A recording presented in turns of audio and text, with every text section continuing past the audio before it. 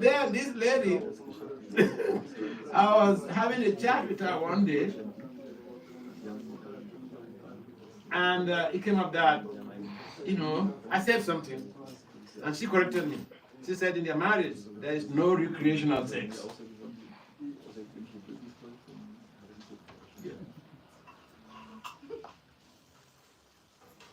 So for some people, recreational sex is it's fine. These are young couples. I met also a couple, they were engaged for like 1 year, then they disengaged because the husband lost his job. The both of them were accountants. I don't want to mention the country, but not in America. Not in America. And her husband lost his job, and so he started, drawing back. So the wife was worried. I don't know how, I think she knew me at the time when I was very active on Facebook. So she approached me to complain about the situation. And I said, if you engage to a man for marriage, a spiritual man engaged both of you for marriage, and now he's withdrawing, what could be the cause of that? And she explained some things about relating to his job. He lost his job, and so he's feeling shame and shy, to move forward with the relationship. So I said, you don't have a problem. You are also an accomplished accountant. The both of them are accountants. I said, so if he's not interested anymore, you should move on with your life.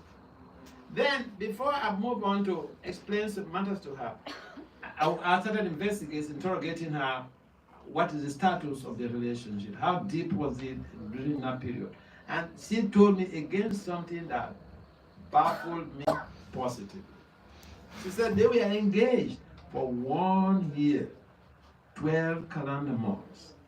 I'm talking about self-regulation.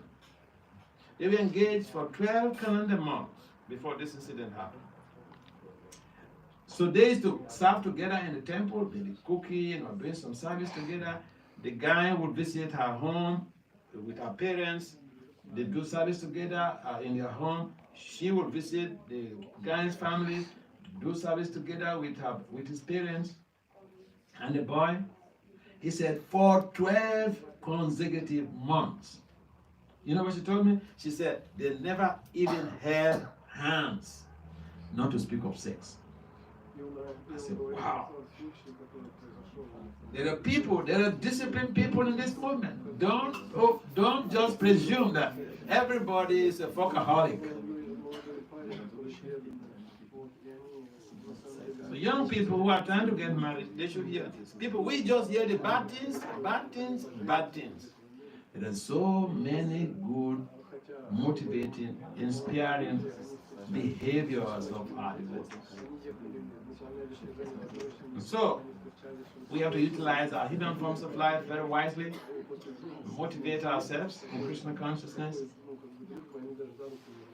so that we don't become like the Kauravas and the other members or other combatants on the battle of Kurukshetra who died.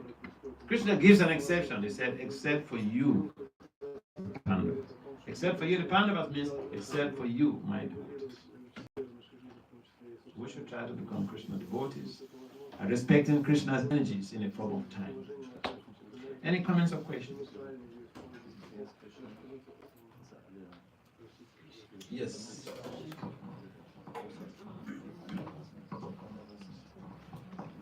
Hare Krishna Maharaj, thank you so much that you spoke on time management.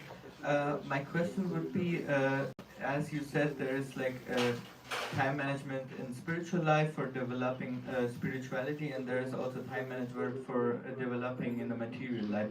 So would it also be a sin if a person always focuses on material development and manages the time out there and not spirituality? And how could we balance both of them together? Yeah. Thank you. I just mentioned how to balance both. I mentioned how Shamla was wondering how I manage both. Academic career the life of a sannyasi, the life of a guru, traveling around preaching the whole world. So I explained to him the two strategies that I use, effective time management and self-regulation. These strategies are basically definitely delineated Gita and the Srimad Bhagavatam. So here Krishna is talking about time. How if someone does not understand, they need to understand that Krishna is time and that time is a destroyer of the world. In fact, Professor Oppenheimer, one of the scientists who put together the atomic bomb, when he detonated the atomic bomb, he quoted this verse from the Bhagavad Gita. And people thought, wow, Oppenheimer is so highly intelligent. No, he read Bhagavad Gita.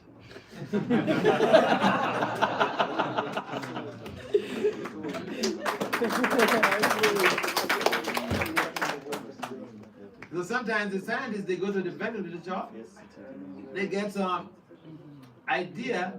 But see, in science or in academia, when you have an idea, you should make a reference. You don't claim it as if it is your idea. So people read from the very literature. For instance, in the case of Oppenheimer, he made colleagues and the world feel that, this is, he's making it. He read from Bhagavad Gita. So even the destroyer of the world, he read Bhagavad Gita, but he used it in the wrong way. Oh yeah. So we can try to be spiritualists by using the spiritual culture in a positive way. So that is the need for balancing your profession and your spiritual practice. I repeat, there's a need to balance your profession and your spiritual practice. In most cases, it is very difficult. Did you do calculus? Who did calculus here in university? Calculus? Yeah. Okay. There are people who know about calculus. Now listen. At the beginning of calculus is called integration. And integration, which is the beginning of calculus, is so difficult. Some students of calculus leave the class because it's so abstract. If the beginning is so abstract and difficult, what's the need? There are people who are very expert in calculus. Just because something is difficult doesn't imply that it is impossible. So, balancing time and balancing your work and spirituality. In fact, I went to Mauritius and this Mahatma Gandhi Institute, some professors there, they wanted me to come to deliver a talk on this same topic. They're trying to cultivate spiritual life, but then they find it very difficult to balance their spiritual practice and their professional development. So they asked me to deliver a talk on this very theme, balancing spirituality and material life. So there are two strategies that you can really utilize in dealing with this whole situation. And if you're not using those two strategies, it will be very difficult. You will always complain that it is impossible. But there are people who are doing it. I've been doing it for 40 years. So, manage your time effectively. Don't waste so much of your time on the smartphone. The smartphone has become like, people are addicted to the smartphone, so much so that it has caused people to lose their jobs. It has caused people to fail out from college.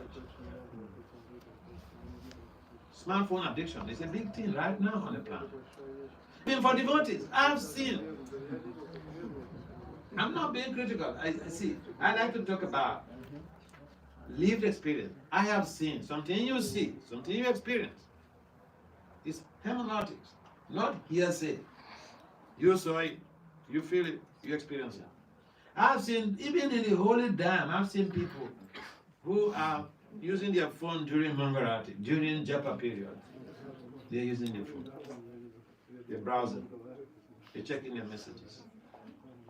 There should be time for Krishna now.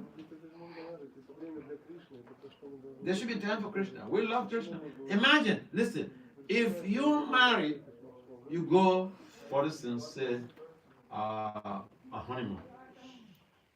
You go for honeymoon, there is no room for incoming calls and outgoing calls. That time is meant for you to bond with your newly wedded spouse. So we go for honeymoon. We don't allow incoming calls and we don't allow outgoing calls. Phones are kept away. Time for bonding. So we have to cultivate our Krishna consciousness like a honeymoon with Krishna. When we have to do our japa, it should be a honeymoon with Krishna. No incoming calls, no outgoing calls. If you use those 2 hours qualitatively, you are good to go for the rest of the day. You will come back home safely. Now, if you don't adopt these principles, and so you're not able to chant. It's like someone going to the battlefield. Imagine a soldier going to the battlefield. When they go to the battlefield, they are fully equipped. The helmet, bulletproof. Bulletproof.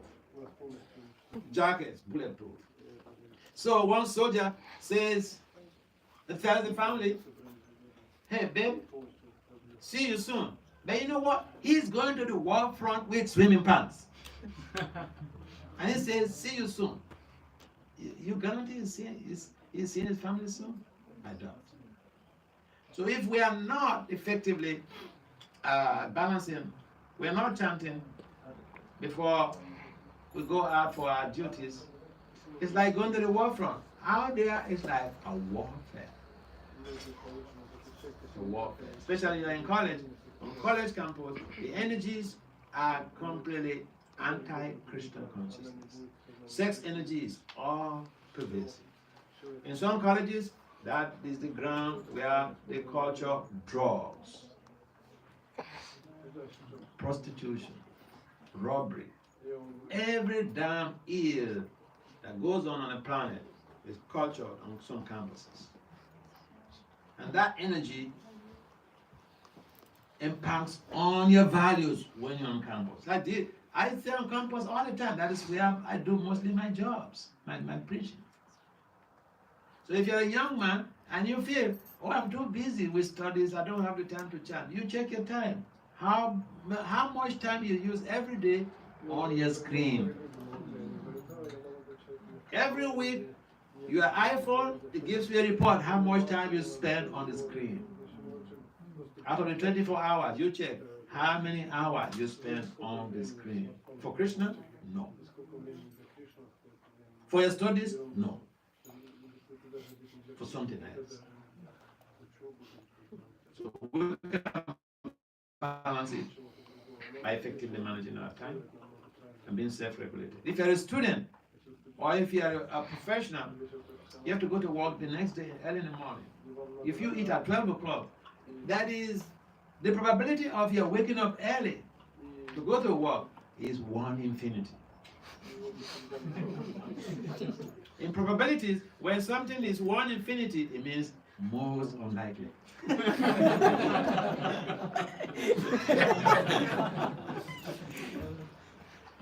So, those 2 principles we can use in balancing both your profession and your devotional activities.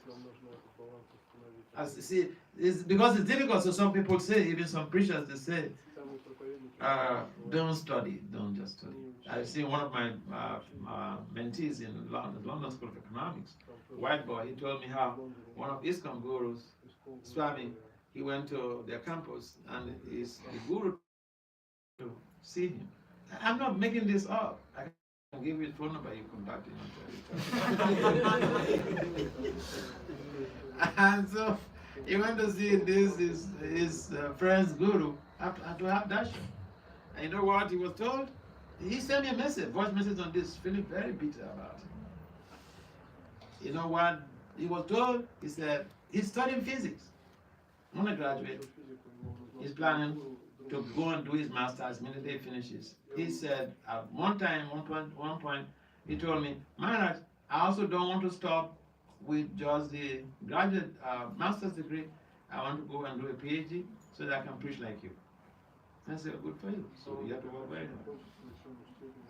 So he got inspired because of the way I do my type of preaching. So you may wonder, what type of preaching you're doing? You have your PhDs in applied management and decision sciences. So what type of preaching is that? Yeah, my PhD is in applied management and decision sciences. And you want to know what type of preaching I do? You'll be amazed. I'll give you an example. I developed a model called sonic therapeutic intervention. And I use this model in conducting a research. I presented that research at the World Academy of Science, Engineering and Technology in London on June 28, 2021. The research received the Best Presentation Award, and it was published in the International Journal of Mechanical and Industrial Engineering. What is the content of this research? It's all about how Hare Krishna Mahamantra prevents financial fraud.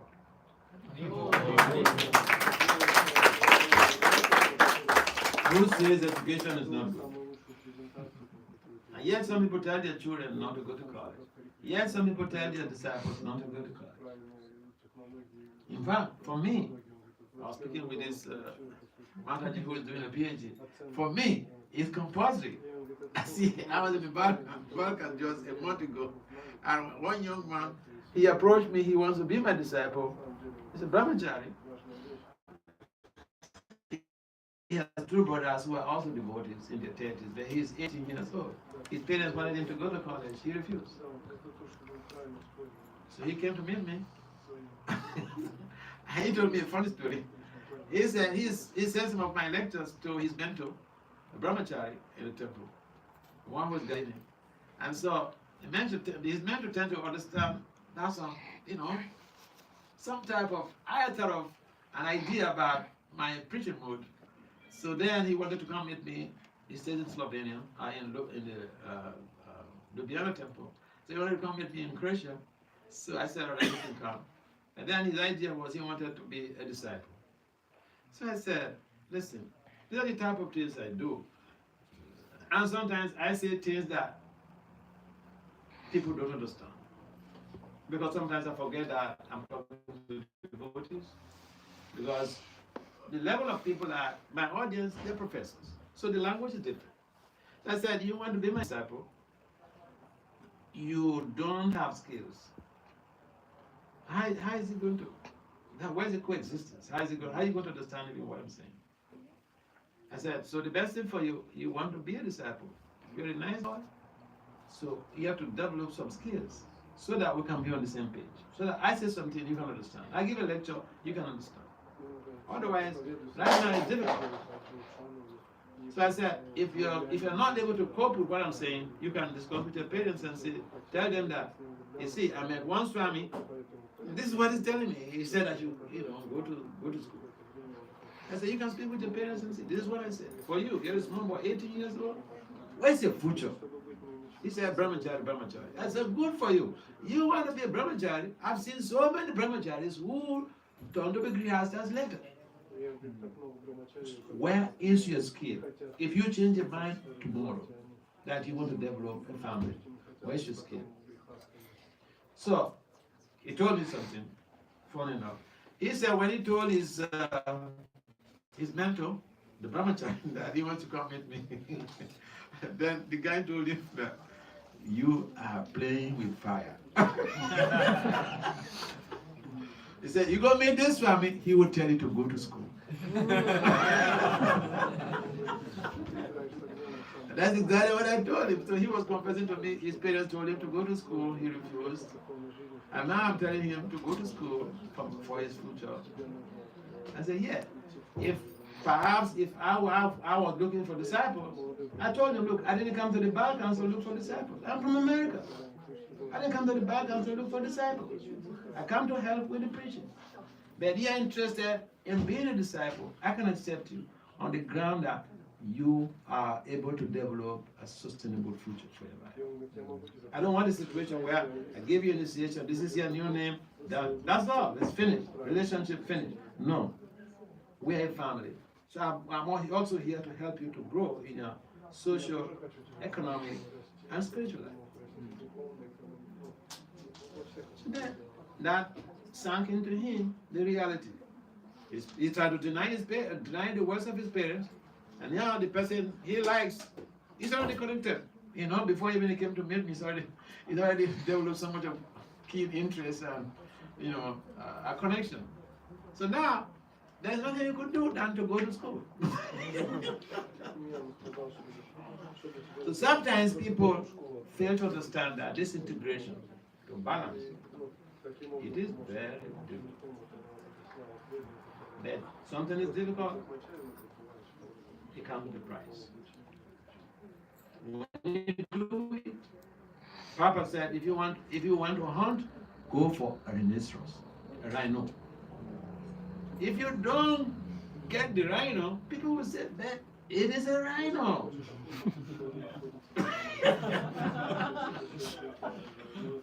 Yeah, so we encourage young people to properly balance their devotion with their professional development by effectively managing their time. These days, it is so, see, in the past it used to be sex. Today, the Maya in our movement, you know the Maya in our movement? Smartphone addictions. Smartphone addiction. And it happens with even very many senior people, right? During class, they're checking their phone. During Mangarati, they're checking their phone. During, Guru Puja, they're checking their phone. Okay, we'll have to end here. Okay, last question. Thank you very much for your amazing, practical, inspiring lecture, Maharaj. Thank you. And I would like to ask, you spoke also about reverence, and I would like to ask you, what do you think about ISKCON Desire Tree? Is there every article authorized?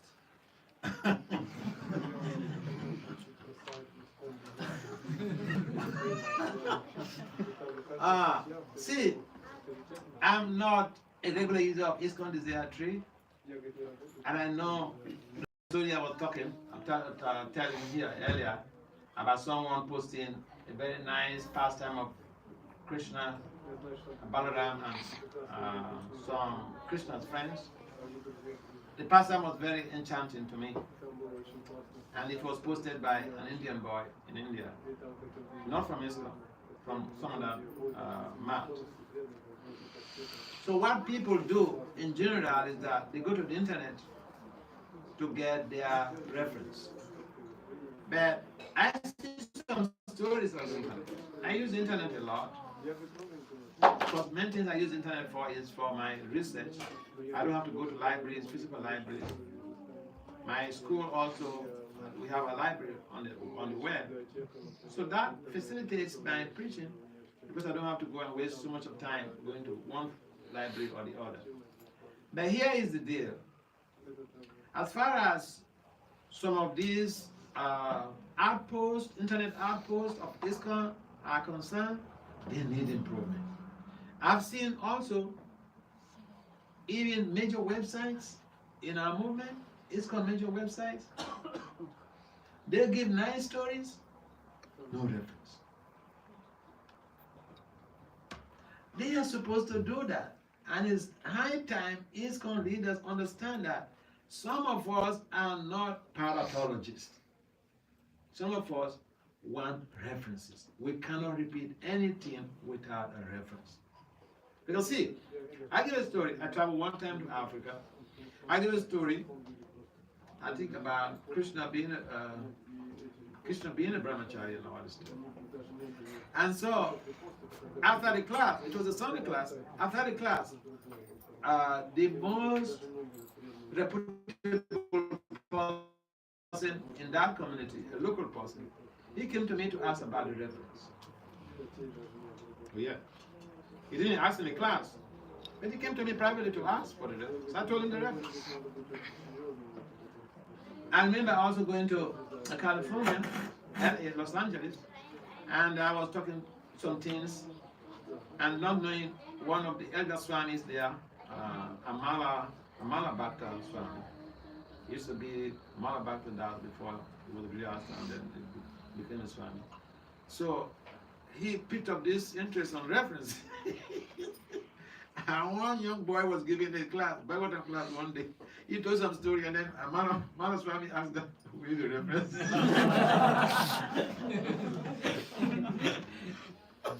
He didn't like it, but my point is, even some of the major outpost websites of ISKCON major temples, people tell these stories.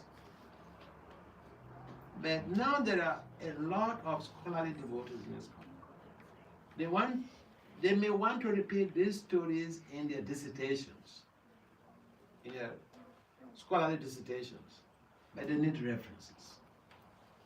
And so we should reframe our culture of just being pathologists to that of scholarly presenters by making references. You read Prabhupada's books, then the Prabhupada gave so many references where he got his stuff.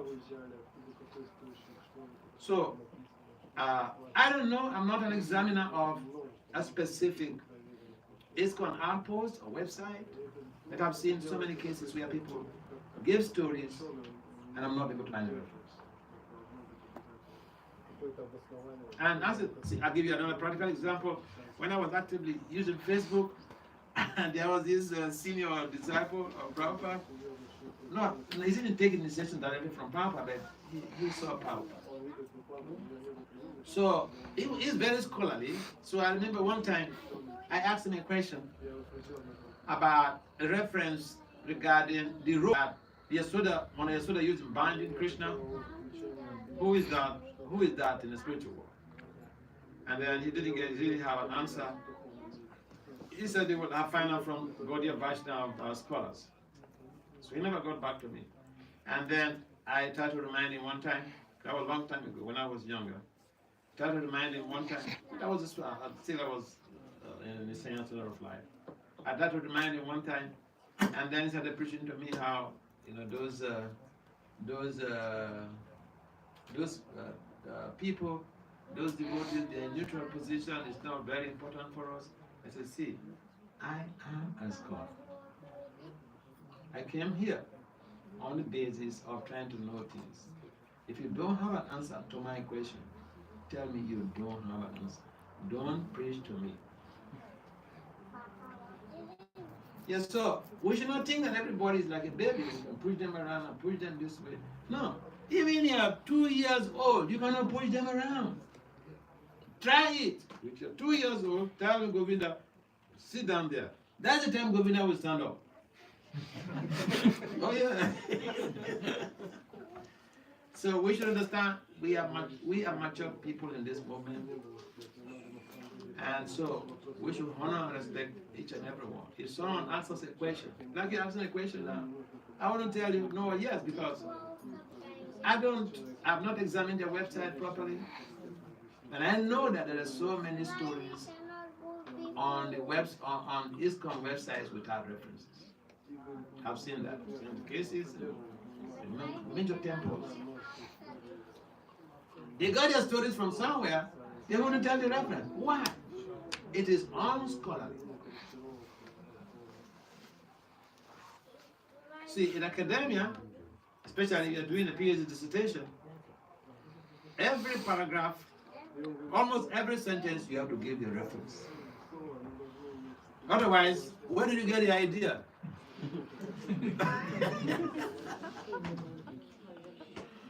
Let us not make people think as if we are omniscient. We know everything.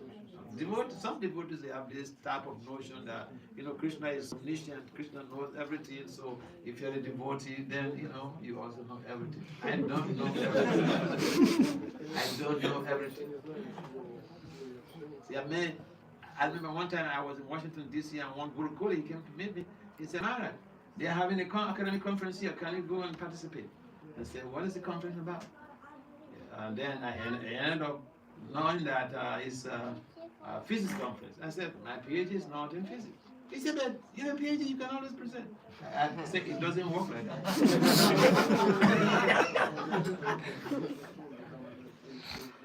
So, we have to understand we have shortcomings.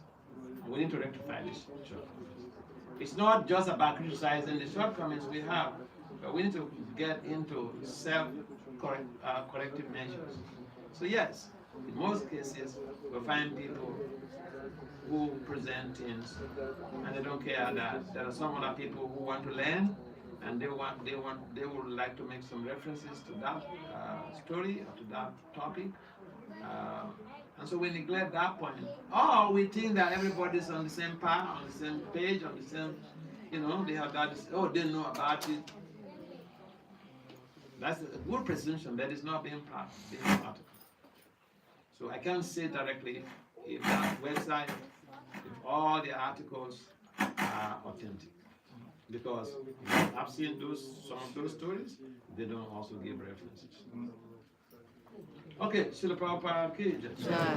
Sri Jagannath Baladev Sivaka ki jai. Sudarshan Thakur ki jai. Sri Gauranga ki jai. Srila Prabhupada ki jai. Nitai Gaur Premanandi. Thank you very much.